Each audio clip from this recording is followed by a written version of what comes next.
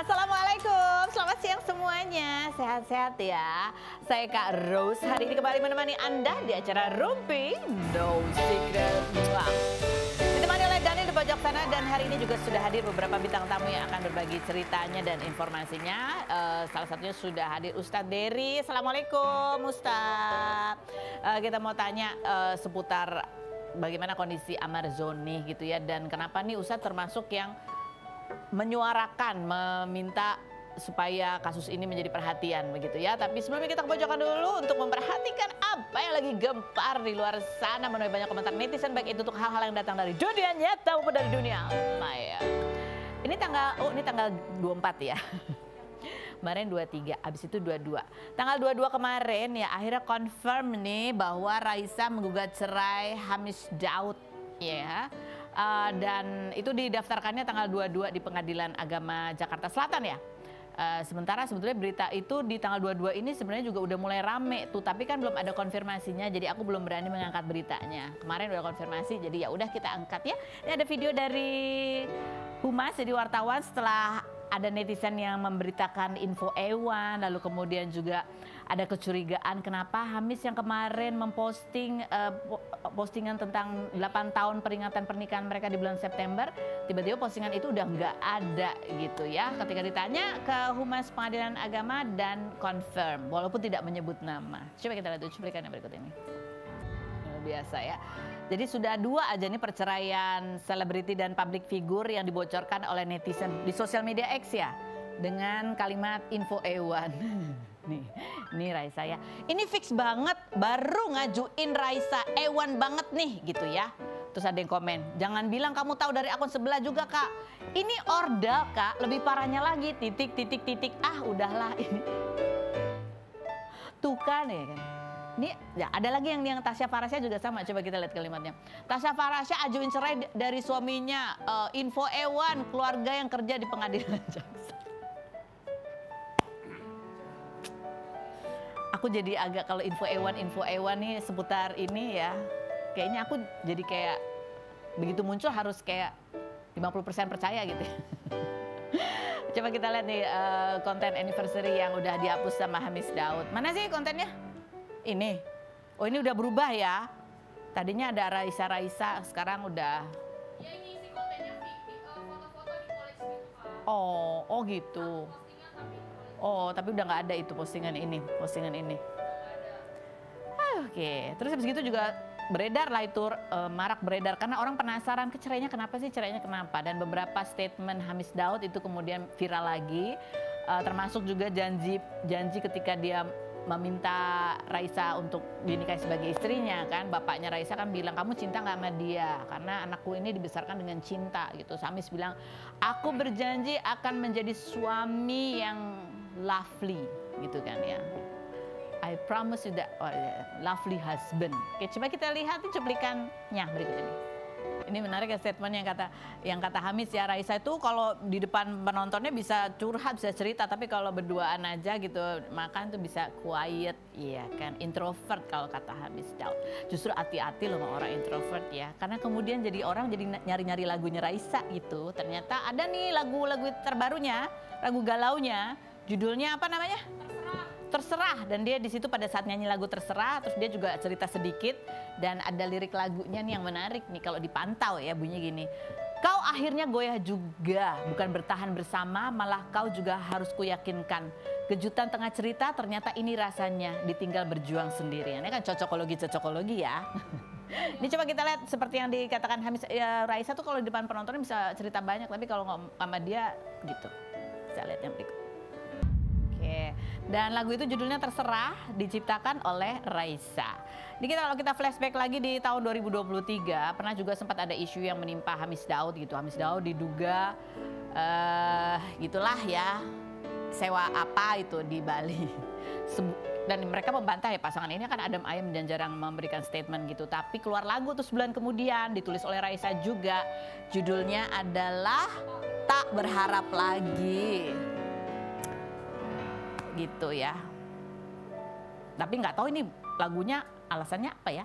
Kalau alasanku tak lagi percaya cinta. Ini ditulis oleh Raisa juga. Komentar netizen coba kita baca. Komentar netizen coba kita baca. Mbak Raisa kalau galau pakai lagu siapa ya? Ya, pakai lagu dia sendiri. Berikutnya. Padahal pas Yaya nikah jadi patah hati nasional bagi cowok dulu sempat rame juga. Lanjut. Matilah kita, abis ini Raisa langsung bikin album baru. Gak pernah terbayang olehku seorang Raisa bakalan jadi janda. Yang berikutnya. Masih ingat banget waktu itu hari patah hati nasional. Sekarang Queen kita disakitin. Lanjut.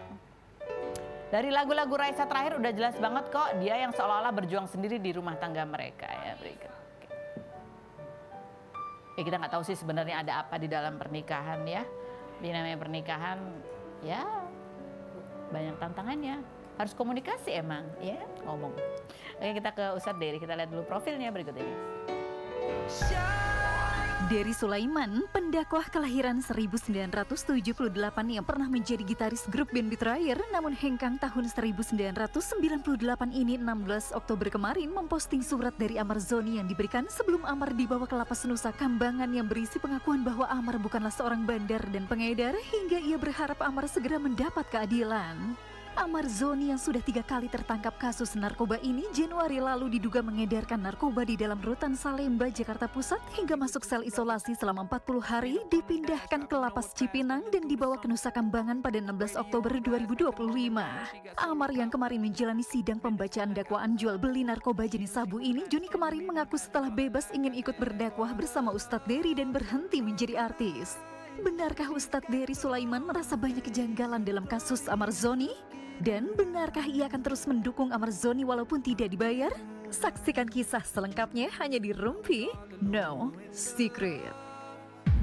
Baik, kita sudah bersama dengan Ustadz Dery. Ustadz Dery ini juga termasuk yang banyak sekali memberikan video gitu, memberi dukungan buat Amar Zoni, meminta perhatian, bahkan nyebut Bang Hotman, tolong bisa bantu siapapun pengacara gitu ya. Teman gue jangan dia, pengacara teman gue salah satunya dia juga. Salah satunya Bang Hotman.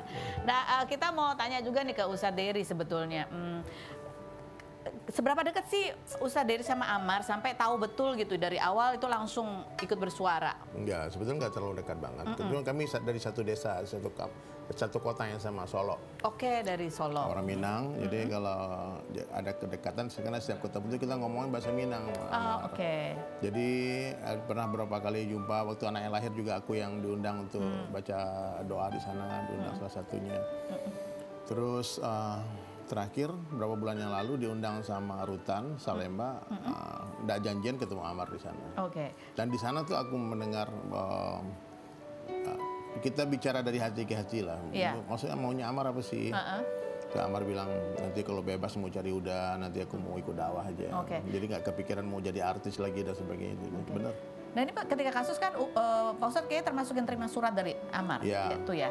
Jadi Pak Ustadz taunya kasus Amar ini udah dilimpahkan ke kejaksaan dari berita atau sebelumnya sudah terima surat dari Amar? Sudah. Sempat waktu di kejaksaan tuh dokter Camelia sama waktu di kejaksaan ngurus-ngurus itu sempat teleponan sih. Oh, sempat teleponan. Dia bilang kalau aku bukan pengedar. Dia bilang aku nggak bisa bela kamu kalau kamu nggak ada pernyataan langsung. Dia kan nggak ada kesempatan untuk bela diri kan, nggak boleh ya nggak ada media yang liput Amar kan.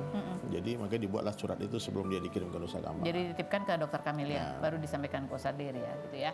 Nah ini sebetulnya nih kan Ustadz Dery kan termasuk yang tolong beli perhatian dan membacakan seberapa yakinnya Ustadz Dery terhadap ya kebenaran statement Amar gitu. Karena kalau kita lihat memang kalau dari Dirjen Pemasyarakatan menyebutkan pernah ditemukan satu linting di selnya gitu. Sementara kalau dari sidang kemarin gitu ada informasi lainnya gitu. Coba kita lihat cuplikannya berikut ini.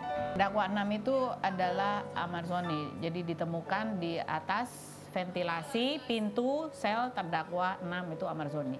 Tapi di dalam sel itu ada 7 orang gitu ya. Nggak tahu ya siapa yang punya, nggak tahu. Iya. Kalau Amar bilang bukan punya dia. Oh, jadi Pak Ustadz dan dia cuma bilang, aku kan kalau aku juga nggak bertanya kan dikasih tahu, ya aku memberitahu apa yang dikasih tahu. Mau benar itu enggak itu biar pengadilan yang membuktikan. Gitu. Tapi yang saya tahu aku pas beberapa bulan yang lalu tuh Amar ketemunya di masjid. Hmm. Terus Ketemunya di masjid. udah sholat 5 waktu. Terus dokter Kamilia bilang setiap kali jenguk Amar dia tes urin. Berarti dari Januari dia keluar dari sel tikus itu, Amar tuh sudah nggak pakai lagi. Oke. Sampai dia kemarin dikirim ke Nusa Kambangan. Oh, oke. Kan kita tahu orang pakai apa enggak. Iya, iya, Ketahuan kan kita orang lama juga, lihatlah teman-teman kita yang udah jadi korban narkoba itu. Jadi yang ku sesalkan sebetulnya pemakai-pemakai ini jangan dimasukin penjara, ketemu BD dikasih lagi. Iya. Kalau apalagi stres sedikit, suntuk dikit ada masalah, kemana pelariannya? Kalau nggak, kalau ada ustadz orang-orang soleh di dalam penjara, kalau nggak, jadi BNN sudah bagi tahu, kepala BNN kan pemakai narkoba bukan di penjara tapi direhab, mesti direhabilitasi. Itu udah salah dari awal sebetulnya. Amar tuh bukan penjahat, dia seniman, dia artis, dia atlet, ya dia punya karya, dia bukan orang yang tidak berjasa untuk negara, pernah nyumbangkan medali emas loh pencaksilat di Brunei kan. Jadi dia bukan orang jahat gitu loh, maksudnya dia tuh bisa dibina, masih 32 tahun. Jadi aku rasa kalau dia dibungkam kemudian dia di framing sebagai pengedar sementara bukan, itu sebuah kezaliman menurutku ya, kan menghancurkan masa depan Amar. Oke. Tapi kalau memang benar dia terbukti ada barang buktinya, dia bandar, dia kartel narkoba, ya nggak mau ikut-ikut. Hukum mati pun nggak apa-apa, menurutku sih nggak ada masalah. Tapi kalau dia hanya seorang yang labil, yang tergantung, Amar itu tergantung temannya sebetulnya. Kalau berteman dengan orang-orang soleh, saya yakin dia jadi orang soleh. Oke.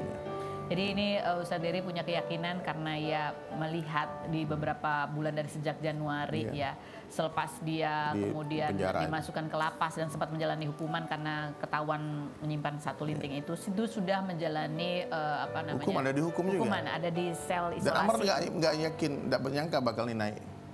Karena itu tapi di kasusnya surat dari itu dikasih tahu kenapa ini jadi naik, itu dikasih tahu semua. Iya, oke. Ya, kalau ya maka aku nggak mau bacain surat itu semua. Karena ada angka orang minta duit, oknum dari, tapi aku rasa kalau di pengadilan dibacakan semua itu siapa dan udah dilaporkan ke Propam juga sih. Oh, oke, baiklah. Nah ini Ustadz Dery juga sempat ini kita lihat fotonya Amar Zoni ya. Amar Zoni ketika ini kan juga kalau kita lihat ya dia ditutup matanya gitu, di borgol juga. Kasihan, masa mau makannya kayak gitu, itu mau makannya. Dan muncul juga foto dia udah dibotakin gitu. Jadi kan dimasuknya di sel yang super maksimum security. Ustadz Dery katanya juga sering kan bolak-balik ke Nusa Kambangan. Saya memang rutin dakwah ke penjara dan juga pernah ke Nusa Kambangan. Dan sebetulnya Nusa Kambangan tuh kalau di dalamnya tidak sehoror yang dibayangkan, tapi kalau di hutannya memang banyak binatang buas, banyak ular-ular berbisa yang sengaja dilepaskan. Dan banyak orang-orang soleh di sana. Itu waktu saya kemarin tuh di salah satu lapas di Nusa Kambangan, di depan saya ada 47 orang tersangka death sentence, ya, hukuman mati. Kemudian ada 300 orang yang penjara seumur hidup. Nah, itu ketika saya lihat mereka nih, ya Allah, ini orang ini udah baik, udah 20 tahun, 15 tahun dalam penjara. Wajah udah bercahaya, udah hafal Quran. Ini kalau dibebasin nggak mungkin jadi penjahat gitu loh. Maksudnya kalau memang ada pertimbangan dari presiden ya, ataupun orang-orang yang punya kekuatan untuk melihat mereka satu persatu, siapa yang udah layak dimaafkan. Kembalikan dia ke kehidupannya. Jadi sampai saya bilang sama Kalapas, boleh nggak saya jadi penjaminnya?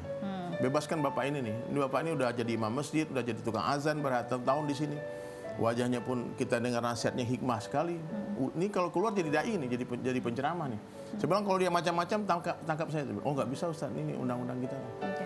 Nah, jadi kasihan sebetulnya. Di dalam itu sebenarnya ya tidak sesar yang dibayangkan. Tidak. Tapi kita karena Ustaz sering bolak-balik sana, kita juga pengen tahu nih. Emang Ustaz kalau dibawa gitu, dibawa ke sana ya ke Nusa Kambangan emang harus ditutup mata, di borgol. Itu SOP ya. Karena SOP karena Nusa Kambangan itu bukan sembarang penjara. Itu memang orang yang nggak bisa dibina lagi di lapas biasa.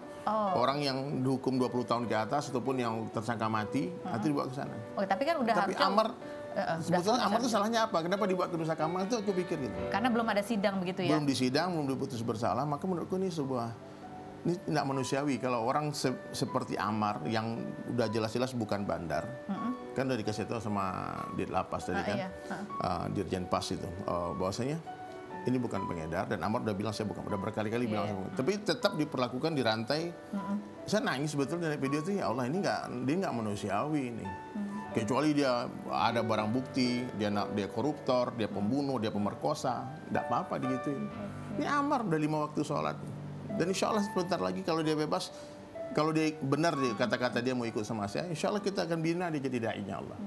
Dan memang rencananya kalau lihat dari vonis gitu ya, dia sebetulnya sebentar lagi juga Udah mau bebas sebentar lagi di sebetulnya. Januari. Iya. Dan ada rencana katanya mau menikah habis itu. Iya, mau menikah. Karena yang setauku ya, yang rutin, yang rajin menjenguk Amar, memperhatikan Amar ya Dokter Camelia itu. Ya dia yang Allah satukan hati dengan Amar. Dia kasihan dengan Amar. Amar ini perlu perhatian.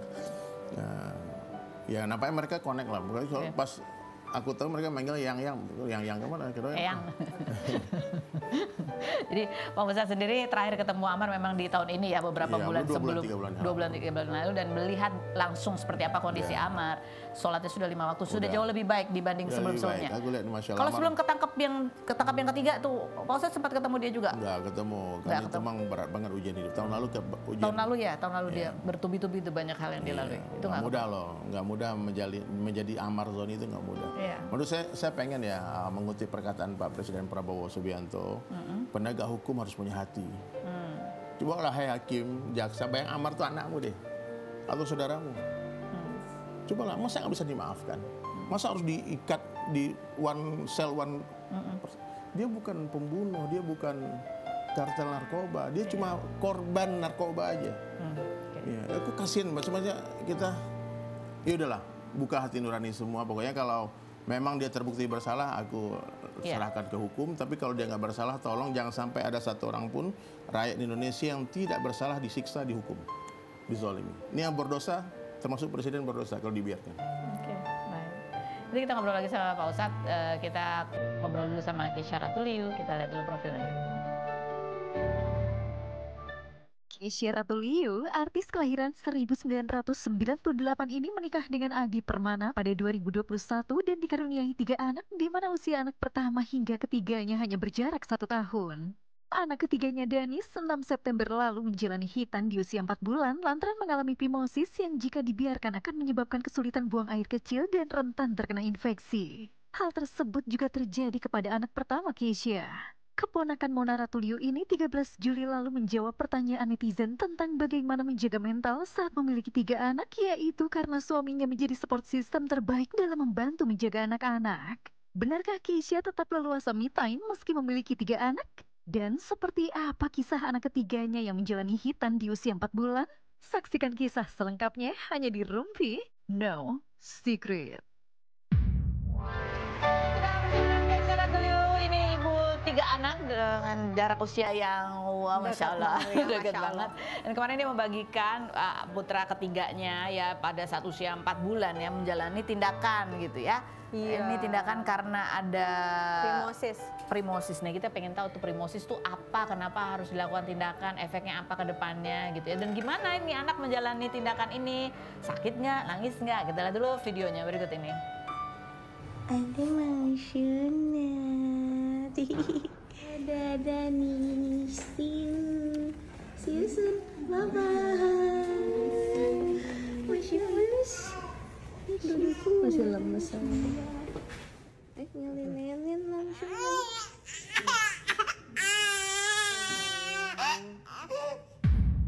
Aduh, nggak tega ya kalau lihat anak kecil gitu ya. Jadi phimosis ini apa sih sebetulnya? Jadi sebenarnya aku tuh tadinya nggak tahu kalau ada phimosis. Jadi emang aku tuh pengen karena Danis cowok, pengen sunat bayi juga kayak Zizi. Karena Zizi tuh anak pertamaku kebetulan emang sunat bayi karena phimosis udah ketahuan dari lahir. Oh oke. Nah kalau Danis nih nggak ketahuan dari lahir. Jadi emang phimosis tuh ada yang ketahuan dari lahir, ada yang berjalannya waktu dia baru kelihatan. Oke, gitu. ini apa sih, emang sekedar tertutup aja saluran kemihnya atau saluran kemih apa? Si penisnya. Penisnya ketutup atau? Enggak, dia tuh nggak bisa diturunin. Jadi tidak bisa dibersihkan. Kulitnya? Iya, kulitnya nggak bisa diturunin, sempit gitu. Sempit. Jadi waktu lahir nggak ketahuan itu? Nggak ketahuan, masih karena biasa? belum, masih biasa aja. Oh masih. Kalau yang pertama udah Kalau ketahuan? yang pertama udah ketahuan langsung, makanya langsung 2 minggu setelah lahir langsung. Tindakan Nah, disunat aku tuh gitu emang kayak papahnya tuh ada trauma juga sama sunat kan, mungkin sakit atau apa. Karena Adi tuh waktu itu SD apa kalau nggak salah. Pokoknya udahlah bayi aja kayak Zizi, nggak ribet gitu, nggak inget juga. Lagian kalau nagih PS5 nanti bisa nanti gitu loh, ditagihnya pas udah gede aja gitu. Jadi ya udah mau deh disunat bayi, tapi aku tuh telat tuh, harusnya di bawah 3 bulan supaya nggak dibius total. Tapi karena dientar-entarin ternyata aku baru tahu kalau di atas 3 bulan tuh dibius total. Pas dicek lagi ternyata Danish phimosis, oh ya udah sekalian. Jadi gitu. tuh kan dicek ya emang ada phimosis, tapi efeknya ke dia tuh kalau ketahuan phimosisnya tuh udah ada efeknya belum pada sejak bayi itu? Enggak, kalau phimosis dibiarin sih ada yang nggak apa-apa, ada yang bisa jadi infeksi saluran kemih, Karena susah dibersihkan gitu. Jadi untuk menghindari itu lebih baik ya di apa namanya itu apa sih? Disunat. Disunat dari sejak dini. Kita akan bahas setelah yang berikut ini, jangan kemana-mana, tetap di Rumpi No Secret.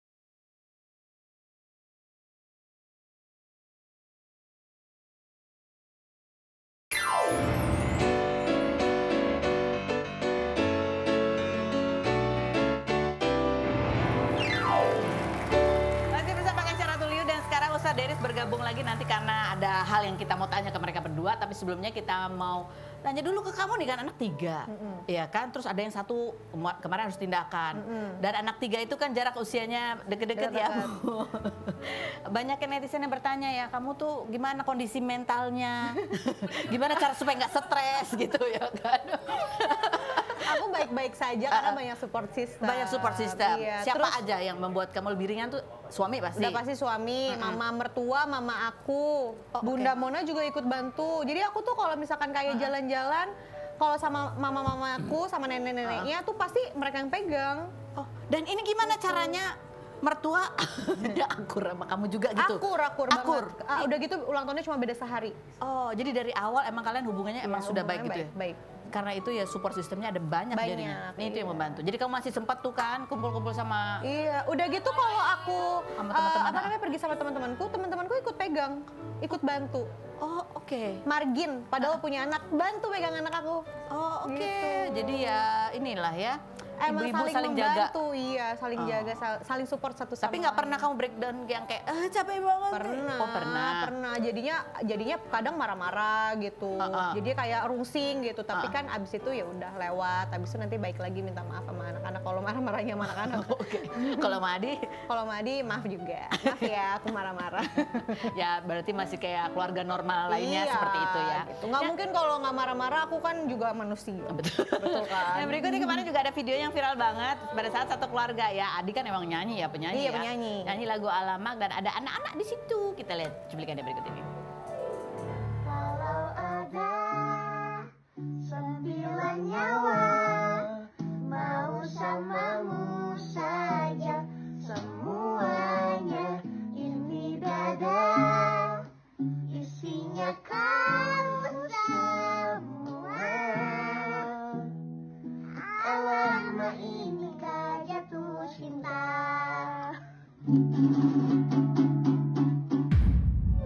Gemes banget. Nih netizen coba kita lihat komentarnya ya. Aduh rapetan, takut ada Irfan Gofur nimbrung. Soalnya dia pernah nimbrung. Oh pernah? Pernah di cover sebelumnya.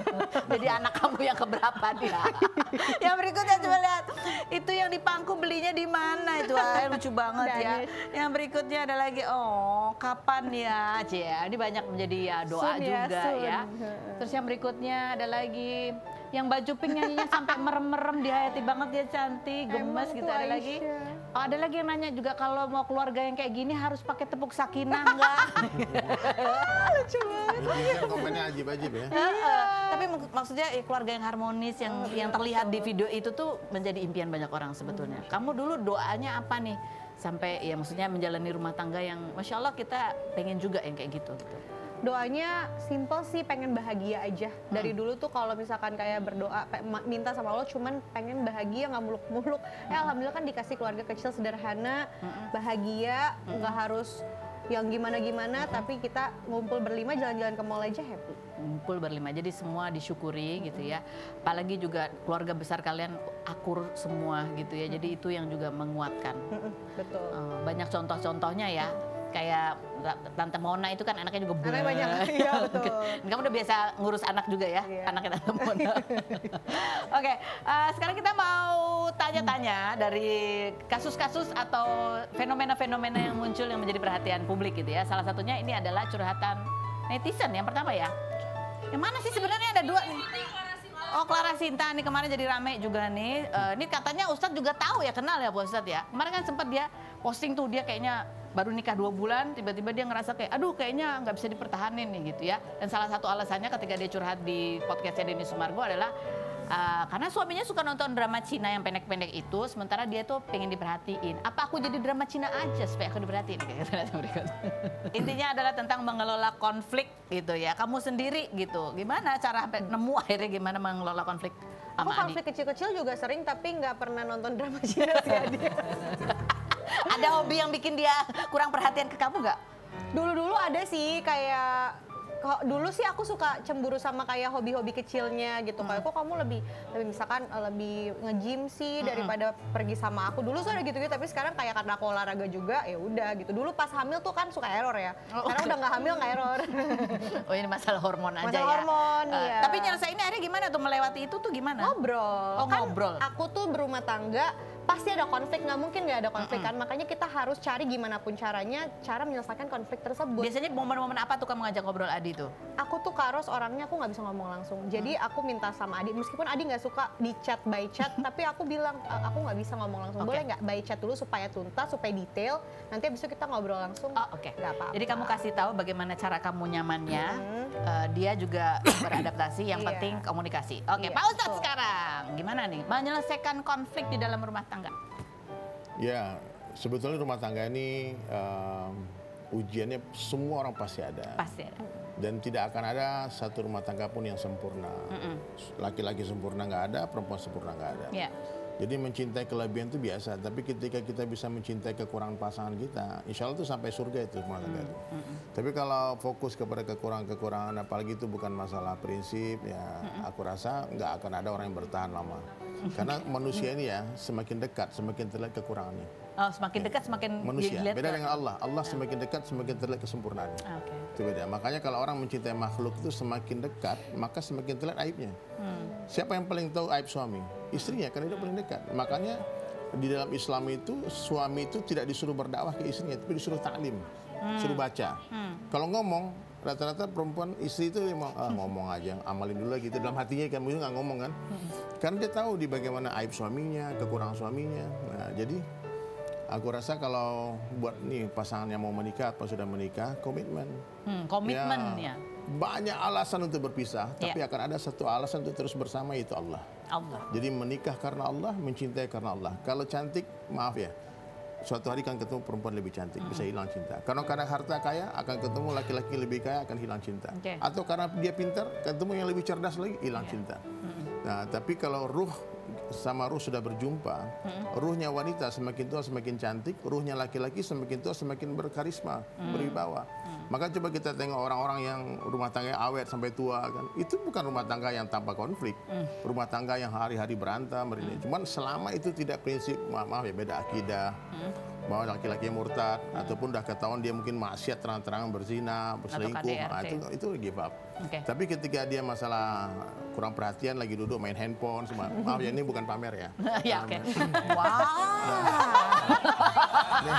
Ini saya pikir, nggak, main. Saya nggak suka orang pamer-pamer gitu. Nggak suka ya. Jadi minder nih. Jadi Kadang duduk berdua diam-diaman sambil itu cinta. Cinta itu seperti nggak mesti harus berpelukan sepanjang hari, I love you, bertubi-tubi, bukan itu. Karena cinta itu nggak mesti diucapkan, tapi dibuktikan dan lihat bagaimana dia menafkahi, dia mendidik agama, dia menyayangi karena Allah. Menyayangi karena Allah. Oke, yang berikutnya kita ada kedatangan satu bintang tamu. Ini gadis kecil usia 10 tahun dan dia baru ikut sebuah kompetisi balet dan ini adalah balerina berhijab. Kita lihat dulu profilnya berikut ini.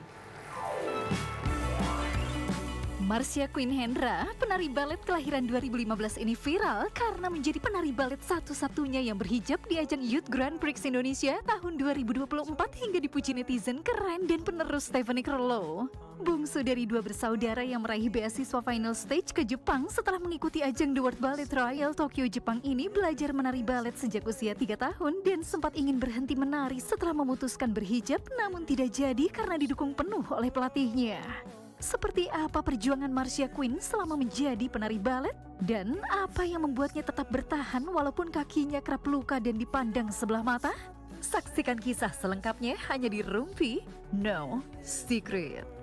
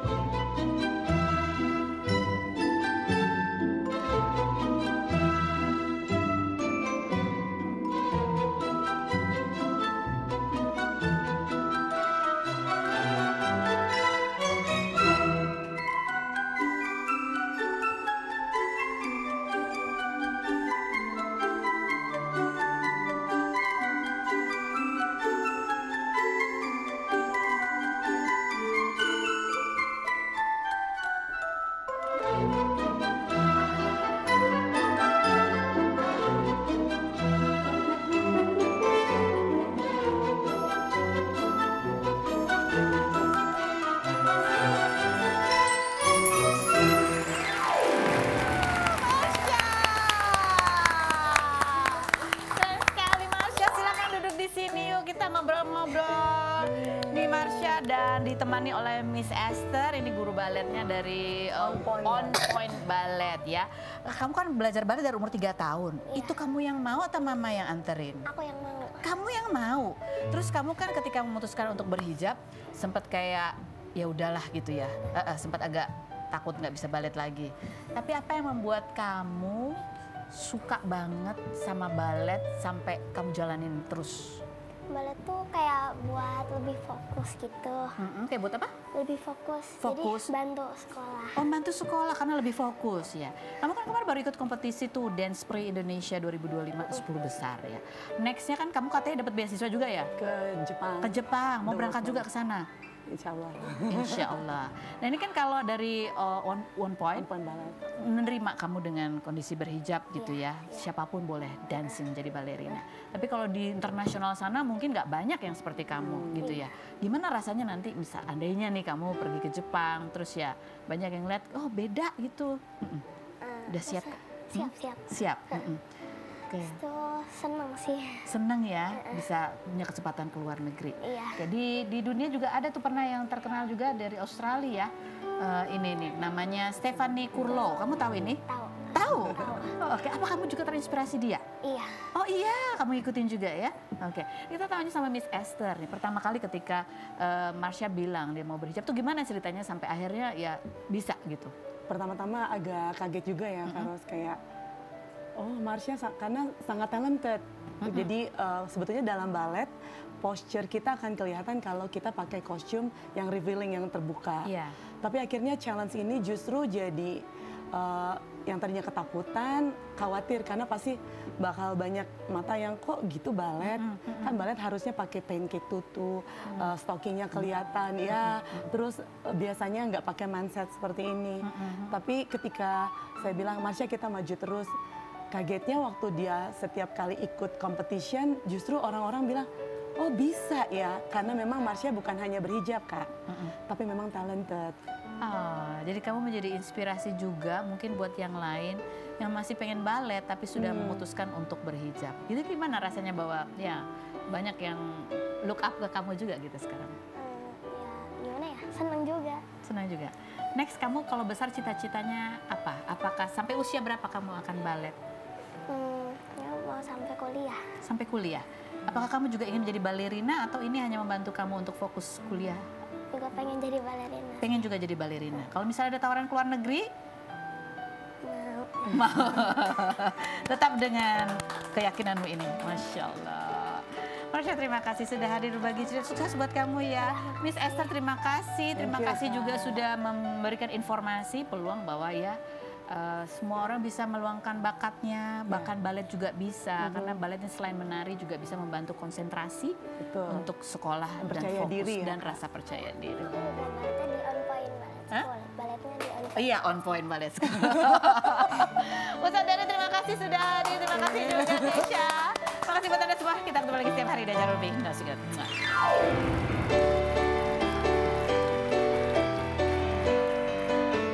Saya nikahkan, saya kawinkan engkau dengan putri kandung saya yang bernama Raisa Andriana.